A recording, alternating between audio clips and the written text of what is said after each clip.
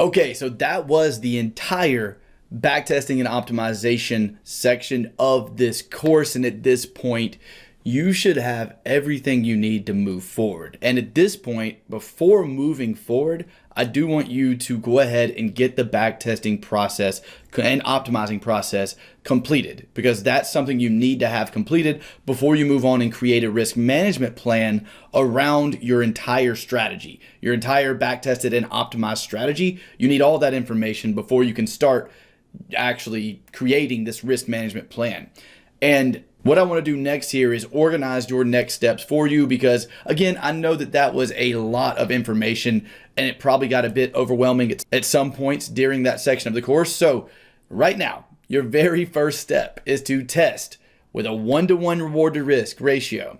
Test the 3 best currency pairs I told you for the 20 EMAR and the 3 best currency pairs I told you for the 50 EMAP. Once you have those tested, go through and optimize. You have 2 options after you do that testing. You can either keep it that simple with market orders and 1-to-1 reward to risk ratios, or you can choose to optimize for the best entry and for the best targets that fit your personal trading style. Since you already know all the best pairs and you already have them back tested, the next step after you optimize, if that's what you choose to do, if not, you just skip straight to this. And that's plugging all the numbers into a spreadsheet, which I showed you how to do, and combining them and sorting them by date. This is going to give you all the analytical information you need in order to create a risk management plan in the next section.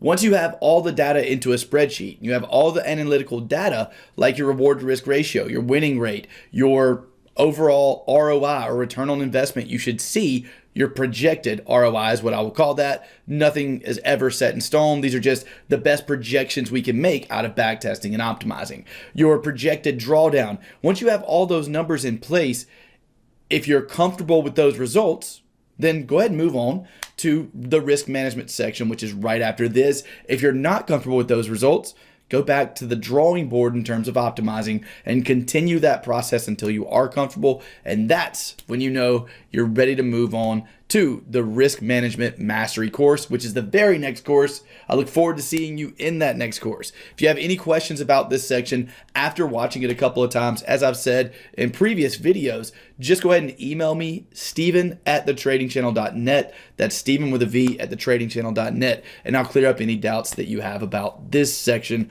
of the course. With that said, once you get your back testing and optimizing done, let's move on to the risk management mastery course. I'll see you guys there.